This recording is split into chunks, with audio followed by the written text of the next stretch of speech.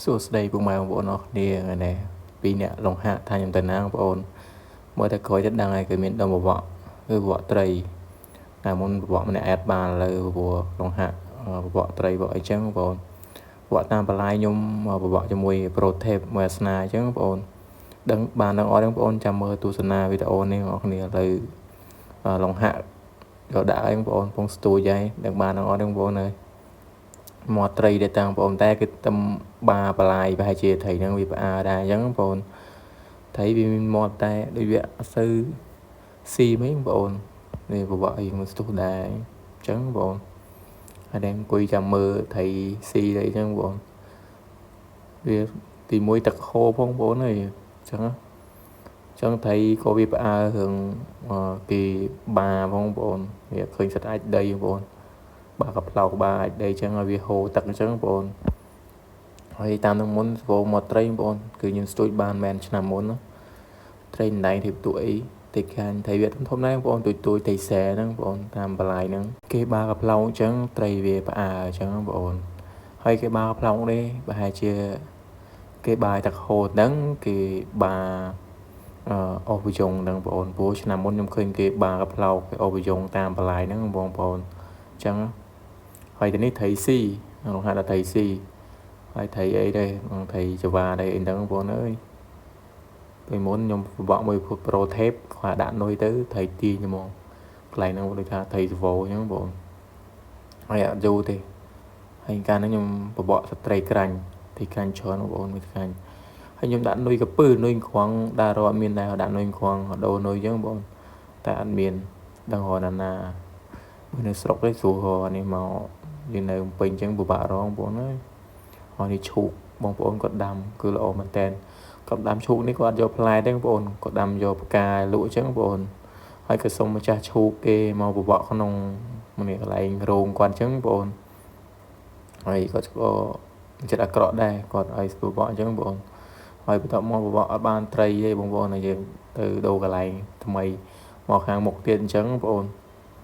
ជាមកសាកគុកកន្លែងមើលថាត្រីស៊ីអត់អញ្ចឹងបងប្អូនតែមើលទៅដូចអត់សូវមានសង្ឃឹមបងប្អូនអើយត្រីវាផ្អើនឹងគេបាកផ្លោកហ្នឹងគេអូបយងហ្នឹងបងប្អូនអើយសង្ស័យអំបិលហ្នឹងឯងបងប្អូនអើយបានត្រីទៀតដឹងទុយជូរដែរតាមពីនោះមកឲ្យបានត្រីមួយផងបងប្អូនមុនគាត់ដាក់ទៅត្រីទាញឥឡូវដាក់ទៅត្រីតែងទាញហ្នឹងបងប្អូនខ្ញុំមកពិបាកត្រីនេះរៀបល្ងាចដែរហ្នឹងបងប្អូនហើយជាម៉ោង4ម៉ោង5ម៉ោង4បងប្អូនម៉ោង5ហើយនេះជាកន្លែងចាស់ដែលខ្ញុំពិបាកត្រីជាមួយប្រូថេបកន្លែងហ្នឹងត្រីបានច្រើនបងប្អូនខ្ញុំពិបាកឆ្នាំមុនហើយកន្លែងនេះគឺចិត្តវិហារចិនដែរហ្នឹងបងប្អូនខ្ញុំមកពិបាកទៅកន្លែងហ្នឹងទេត្រីយកឆ្នាំមុនអីយកតែមកសានដែរបងប្អូនប្រហែលជាអំបិលដែរមើលទៅដាក់កន្លែងណាក៏ត្រីអត់ស៊ីហើយមិនទាន់បានត្រីទៀតចប់ហើយដល់បានត្រីណាស្លនេះមានទិញត្រីទៀតដឹងទេបងប្អូនអើយថាតនេអញ្ចឹងមកត្រីក៏អីបានបីស្លយើង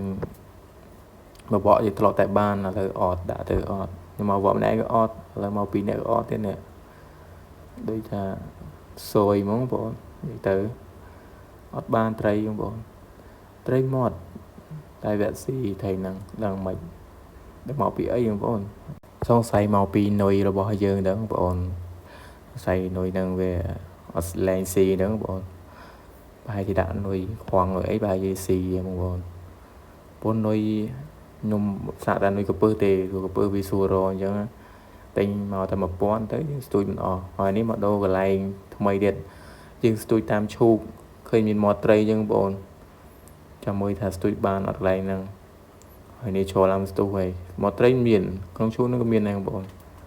តែដូចវាស៊ីមិនយើងដូរគ្រប់កន្លែងបងប្អូនតាមពីបន្លាយឥឡូវមករហូតដល់ក្នុងឈូកគេទៀតនេះក្នុងស្រូវអញ្ចឹងវាតំណមានត្រីអញ្ចឹងបងប្អូនស្រូវមើលទៅឃ្យូល្អណាស់បងប្អូនហើយក្នុងស្រូវហ្នឹងហើយចិត្តតាមបន្លាយហ្នឹងគេដាំឈូកដាំអីចឹងបងប្អូន